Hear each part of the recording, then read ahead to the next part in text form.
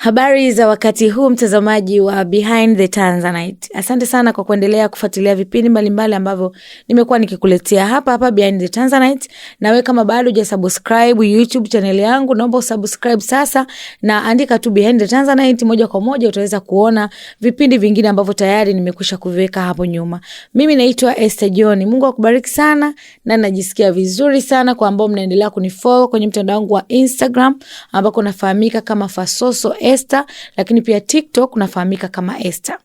Sasa bwana, bado tunaendelea kuelimishana, tunaendelea kutiana moyo, tunaendelea kusapotiana katika swala zima la malezi, hasa malezi ya watoto wenye mahitaji maalum, ambao wengine wanawaita kama watoto waliopata utindio wa ubongo au watoto wenye cerebral palsy au watoto waliopooza ubongo. Yako mambo mengi sana ambayo yamekuwa yakiendelea tena baada ya kuanza kuwa na posti vipindi ambavyo nimekuwa nikiongelea changamoto, na mimi mwenyewe nikiwa ni mzazi wa mtoto mwenye cerebral palsy ama CP ama mtoto mwenye utindio wa ubongo.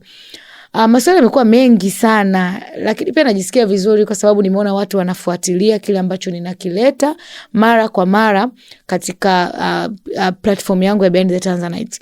Watu wamekuwa na maswali mengi, watu wamekuwa na kujiuliza kwingi, kwamba wengine hawajui kabisa watoto wa jinsi hii kama wapo, wengine hawajawahi kuwaona, hawajawahi hata kuwa karibu nao, na mimi nawaelewa. Hata mtu anaponiuliza CP ni nini au utindio wa ubongo ni nini, namuelewa kabisa mtu wa namna hiyo, kwa sababu hata mimi kabla sijapata mtoto mwenye utindio wa ubongo nilikuwa sijui hayo yote ni vitu gani, ni nini, nilikuwa sielewi. Lakini baada ya kumpata mtoto wangu nikaweza kujifunza vitu vingi. So kuna maswali mengine ni ya kidaktari, ni ngumu kuyajibu moja kwa moja, kwa sababu kila mtu ana mambo, yani kila mtu ana namna yake ya kuelezea CP ni nini, na vyanzo viko vingi. Kila mzazi ana namna yake ya kukwambia chanzo cha hali ya mtoto wake ya ulemavu ilikuwaje, nini kilitokea. Kwa hiyo naamini ipo siku tutapata daktari bingwa kabisa wa magonjwa hayo yasiyoambukiza, na atatuambia vizuri hayo maswali yote, na mimi nimeyaweka na nimeyatunza. Endelea tu kufuatilia Behind the Tanzanite, ipo siku utakutana na majibu ya maswali yako. So leo katika kipindi chetu cha Behind the Tanzanite, mimi natamani tu tutiane moyo. Unajua ni kweli tumepata watoto ambao ni wabaraka, watoto ambao ni wazuri, watoto ambao wanahitaji tu uangalizi wa karibu kutoka kwa wazazi, kwa ndugu, jamaa, jamii. Yote inatakiwa kuangalia kwa jicho la karibu sana watoto wetu. Sasa wazazi wengi ambao wamekuwa wakilea hawa watoto, nafahamu kwamba asilimia kubwa ya walezi ni wakina mama. Sababu ziko nyingi ambazo zinafanya kina mama wabaki kwenye malezi peke yao. Najua kuna baba ambao wamekataa watoto, hata mimi baba mtoto wangu alikataa mtoto wake.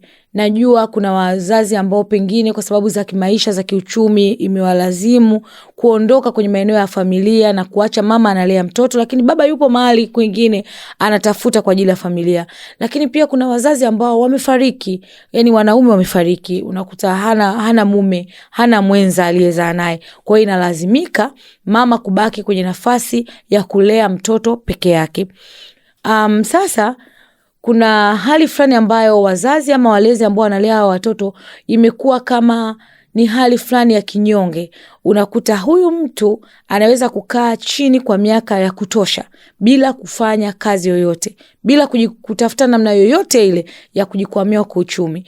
Na sio kwamba hapendi kufanya. Wakati mwingine ni hali ya maisha tu na mazingira inalazimu yeye kubaki na mtoto nyumbani, na yeye mwenyewe ndio huyo anatakiwa labda kumhudumia mtoto na kila kitu. Kwa hiyo inamfanya ashindwe kuwaza afanye nini ili familia yake iweze kuendelea. Mwingine anaona kwa sababu na mtoto mwenye ulemavu basi inatosha mimi kukaa tu chini na kuanza labda kuomba barabarani au kuomba kwa watu ili maisha yake yaweze kwenda. Nafahamu hiyo changamoto inaweza kumkuta yeyote ule ambaye analea mtoto mwenye ulemavu, kwa sababu wengi wanakuwa wamefungwa ufahamu. Yani mtu mwingine anafungwa kabisa ufahamu, anakosa kitu cha kuwaza, anakosa kutafakari kwamba maisha lazima yaendelee. Anakata tamaa, anakuwa mnyonge na anajifungia mahali, anaanza kuishi katika hali ya hofu. Unajua unapopata changamoto yoyote, kila mtu ana namna yake ya kutatua kila mtu ana namna yake ya kupona, kila mtu ana siku yake ya kuweza kupiga hatua moja. Kwa hiyo unaweza ukaona kama mtu fulani yuko tu pale kila siku analia, kila siku analalamika, kila siku hafanyi kitu chochote cha kujikwamua, na ukaona kama anajifanyisha. Hapana, watu wana changamoto na kila mmoja ana namna yake ya kuumia, na kila mmoja ana namna yake ya kupona. Kuna wengine wanapona haraka, kuna wengine inawachukua muda, kuna wengine hawaponi kabisa na mpaka umauti unawakuta. Lakini katika kipindi changu cha Behind the Tanzanite, kila nitakapoongelea kwa habari ya watoto wenye ulemavu na walezi wao na wazazi wao, natamani pia tu tunatiana moyo. Maisha lazima yaendelee. Najua mtoto yuko hapo ana miaka 2, ana mwaka, ana miezi, ana miaka 9, ana miaka 10 na kuendelea. Lakini maisha lazima yaendelee, kwa sababu mtoto anapoendelea kukua, uchumi na wako na wenyewe unatakiwa uendelee kukua, kwa sababu mahitaji yanaongezeka. Pale mwanzoni alikuwa labda, kwa mfano mimi niseme tu kwa mtoto wangu, labda matumizi ya Pampers alikuwa anaweza kutumia Pampers 4 per day. Lakini sasa hivi anakuwa anaweza kutumia hata 5, hata 6. Tayari kuna hela imeongezeka hapo. Kwa hiyo nikisema nikae tu chini na hali ile ile ya kimaisha ya chini, nitashindwa kuhudumia mtoto wangu. Lakini pia mimi mwenyewe kama mlezi, kama mzazi, natakiwa pia kujihudumia. Maisha yangu lazima yaendelee, lazima niwe na mipango, lazima akili yangu ichangamke kuona naweza kufanya biashara gani au naweza kujikwamua vipi, kwa sababu sitakaa siku zote chini. Sitakaa siku zote nitegemee misaada kwa watu wengine. Msaada uje tu unikute, lakini tayari na mimi niwe na kitu nafanya.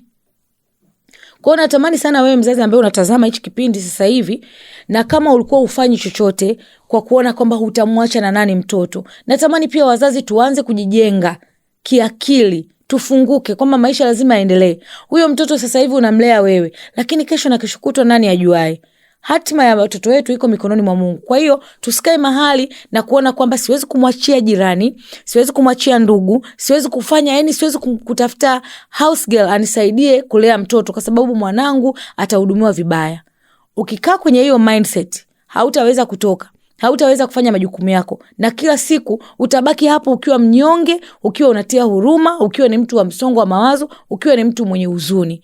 Lazima ifikie hatua tuamini watu wengine, tuweze kuachia watoto wetu, kwa sababu naamini wazazi wengi tuna nguvu, tuna akili, tuna uwezo, tunaweza kufikiria mambo, tunaweza kufanya mambo. Tusibaki hapo chini basi. Umeshapata experience ya miaka 2, 3, 4 inatosha.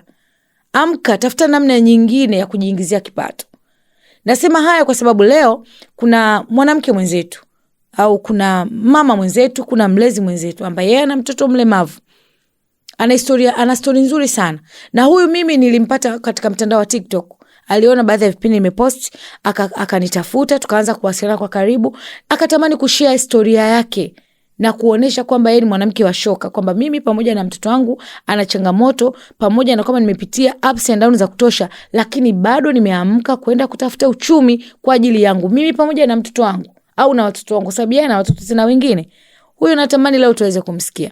Ana kitu cha kututia moyo, ana kitu cha ujasiri ambao naamini ukisikia na kuelewa kuna kitu utajifunza. Hebu tuende tukamsikilize. Mimi kwa sababu yuko nje ya nchi, yuko Oman, na tulifanya tu kwa njia ya mawasiliano kwa sababu ambazo ziko nje ya uwezo wake na wangu, kwa sababu pia yuko kazini kule. Kwa hiyo sio muda wote anaweza kuwa karibu na simu au kuweza kupata muda wa kufanya naye interview ya pengine hata video call na nini. Kwa hiyo nilipata nafasi ya kumuuliza baadhi ya maswali na akaweza kunijibu mambo kadha wa kadha. Naamini ukisikiliza utaweza kujifunza kitu. Mimi nilitaka kwanza kufahamu, na hili swali ambalo hata wewe mwenyewe unaweza kutuambia kwenye comment, ulijua lini, wakati gani kwamba mtoto wako tayari ana changamoto ya kiafya au yeye ni mlemavu? Hili swali nilimuuliza dada yetu ambaye hatutamtaja jina, lakini yuko Oman. Alisema tu mimi nitashare na nyinyi story, lakini sitaki nifahamike mimi ni nani. Hebu tukamsikilize baada ya kumuuliza alifahamu lini mtoto wake kwamba ana changamoto. Mtoto wangu nimemgundua akiwa na ulemavu kwenye umri, yani kwenye stage ya kuanza kukaa. Mtoto akawa hakai, hachangamki kama watoto wengine. Baada ya kugundua mwanangu ana shida, nikampeleka hospitali, daktari wakampima, kuna vipimo wakapima, wakajua kama ana shida ya ulemavu. Basi kwa wakati huo sikuambiwa mimi, maana baba yake alikuwepo. Akaitwa baba yake ofisini kwa daktari, akaelezewa changamoto ya mtoto wake aliyokuwa nayo. Akaambiwa mtoto wako ana shida ya ulemavu, kwa hiyo anatakiwa aanze mazoezi haraka sana. Lakini pia nikataka kujua mapokeo. Unajua kila mzazi unapopokea taarifa kwa mara ya kwanza kwamba mtoto wako ni mlemavu, nitamani kujua kwake hali ilikuwaje. Hebu tumsikie hali ilivyokuwa kwa upande wake. Mapokeo siwezi kusema mazuri sana, siwezi kusema mabaya sana, kwa sababu alipangalo Mungu huwezi kulipangua. Niliumia kwa muda ule, ila ndo hivyo imetokea, tafanyaje? Nabidi kumshukuru Mwenyezi Mungu na kuomba dua, ili mradi tu mtoto yuko hai, inatakiwa aanze mazoezi. Tukakubaliana wote tumwanzishe mazoezi, ambayo mazoezi yake alikuwa anafanyia Muhimbili na mimi nilikuwa nakaa maeneo ya Mabibo. Kwa hiyo ilikuwa rahisi kutoka sehemu ninapokaa kuelekea hospitali. Alikuwa anafanya mazoezi yake hapo. Lengo wote tujifunze, naamini unapoendelea kusikiliza majibu yake kuna kitu na wewe unapata.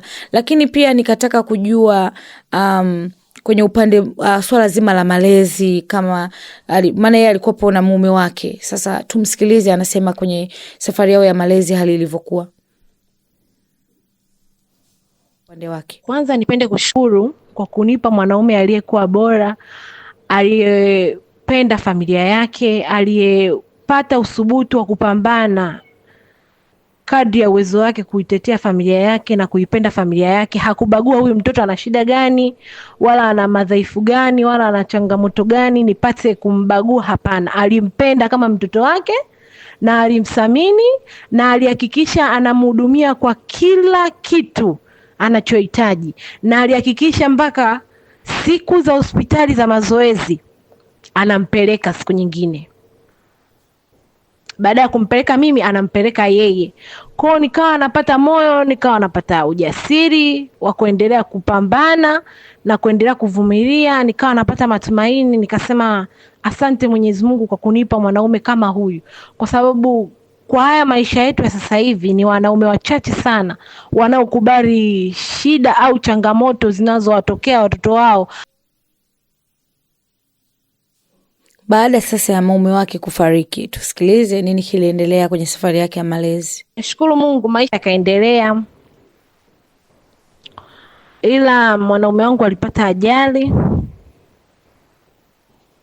Hapo sasa safari ya maisha sasa ndio ikaanza upya. Maana ulikuwa unahisi yani kama umeutoa mzigo, yani safari yako ni ya kawaida, lakini kwangu mimi maisha yalibadilika. Yani safari yangu naona ndo kama ilikuwa imeanza upya, kwa sababu katika maisha ukitoa mtu muhimu, kupata mtu muhimu tena inakuwa ni vigumu sana.